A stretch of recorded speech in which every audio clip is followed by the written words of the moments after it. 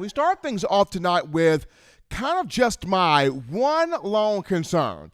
If I had a concern from the 8A game, the spring game over on last week, the one concern I would have would be the offensive line. And aside from that, the quarterback play was strong. We saw Bryce Young go out there and make a lot of throws. He sat there, made a lot of explosive plays with the football, got the ball into the hands of the playmakers. He did a lot of great things on the field, which was the reason why he was the MVP of the spring game. So we saw great things from Bryce Young. We saw strong things from the running backs coming out of the backfield, catching passes. We saw wide receivers step up. We saw tight ends play well. We saw the young guys on defense flying to the football. So for me, probably the only lone concern I had was the offensive line. And when you just watch the spring game, there were so many moments where,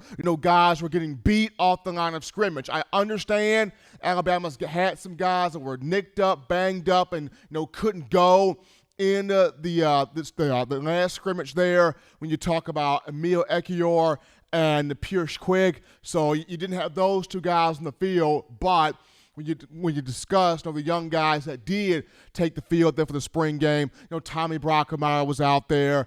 The likes of Tanner Bowles was out there. Seth McLaughlin was out there. Just a lot of guys that have not gotten the chemistry, the continuity, the camaraderie with each other yet, and that they've got to get that down when you look at entering now into summer workouts, 7-on-7 things, 11-on-11 type deals, and, of course, fall camp. So for Coach Saban and offensive line coach Doug Marrone, the key will be is getting the best 5 guys in terms of starters on the field.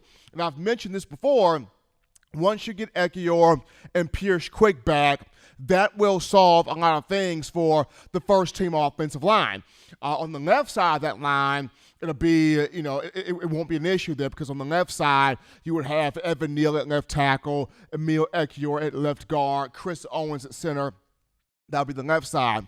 The right side was where kind of the fun will be had at because Tommy Brown held that right guard position throughout the entire spring, took all first-team reps at right guard. Now, the question will be, will Brown be able to hold that spot? Because prior to an injury, Pierce Quick was actually owning that spot, running that spot, and dominating that spot. So that will be a battle once Quick returns, and then at right tackle, we kind of have a 5-man Russian roulette game going right there when you discuss Javion Cohan, Damian George, the likes of Kendall Randolph, Tommy Brockermeyer, and J.C. Latham. Now, for me, if there was a freshman that could start on the offensive line right now, the freshman I would have start is J.C. Latham. I mean, he is a freak of nature, freak, 6'6", 320-plus pounds right now.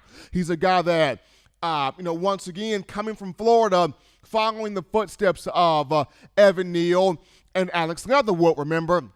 Leatherwood came from Booker T. Washington High School in Pensacola, Florida in the 2017 class. He was a natural offensive tackle, but he played guard his first season before transitioning over to tackle. He's played guard his second season. His first season, he came and fielded admirably for Jonah Williams at offensive tackle in the national championship game, but played guard as a starter before transitioning back to tackle, and the same thing for Evan Neal when he came in the 2019 class from IMG Academy down there in Florida. He came in, he started off as an offensive guard working in a phone booth there before transitioning outside to right tackle, and now he will flip over to left tackle to start the upcoming season here in the fall. So here comes J.C. Latham, another young man from Florida. You've got Evan Neal is one of his closest friends, and on top of that, you've got the likes of David Ballou and Dr. Matt Ray, who also spent time at IMG as well. So a guy that would be physically ready physically ready in terms of size, power, athleticism, quickness, has all the God-given tools to be a freshman starter. That guy to me would be J.C. Latham. The question is he mentally ready to go? Is he mentally prepared to give Alabama football, to give Nick Saban, to give you, the fans, what you want to see? If he's mentally prepared to go, he starts. If not, then you would go with the experience of one Kendall Randolph, who has played a lot of football, whether it's at a guard position, a tackle spot, or a tight end, blocking there in the C gap. But for me, when you discuss the first-team offensive line, I think you would end up having 4 really solid guys, and then the 5th guy will be more so of your swing man. And that swing man will have some issues early on in the season, but as the year progresses, as the games get more and more intense, I feel like that 5th guy will gain more confidence and will be set to bring you more production there on the offensive line. But just for me, watching the A-Day game, offensive line had me the most concerned, just due to it didn't matter whether it was the first-team defense or the second-team defense. Guys just kept getting through. I mean, Paul Tyson for the second-team offense was running for his life. I mean, whether it was Jamarian Latham coming at him, or T.M. Smith coming at him, or DeMoy Kennedy coming at him. Just so many guys coming to the backfield, affecting Paul Tyson in the pocket, because the young guys on the offensive line were not able to effectively communicate and pick up those blocks. And there were even moments where the first-team offensive line, despite the experience that group had, you still had some guys coming in there converging on one Bryce Young making plays, whether that was Chris Braswell doing it, or Deontay Lawson doing it, or Jalen Moody doing it, or whomever was coming out that first-team defensive front getting to Bryce Young.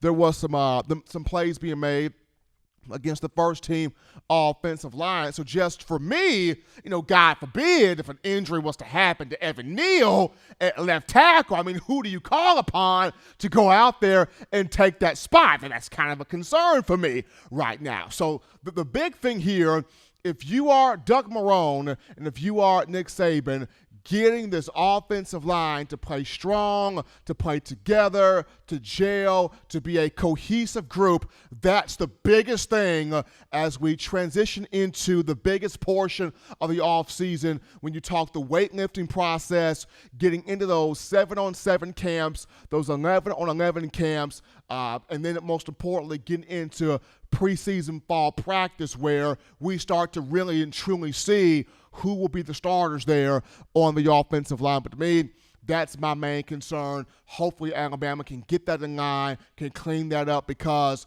as much as we want to see Bryce Young do his thing, be successful, become a Heisman-winning quarterback, as much as we want to see these running backs become big-time game breakers, game changers out of the backfield, and as much as we want to see guys like Ajay Hall, Trayshawn Holding, and these receivers be special tight ends also with Jaleel Billingsley and Cameron Latou, everything starts with the big boys up front. Everything starts with the offensive line knowing what it's supposed to do and being confident in that responsibility to get that job done.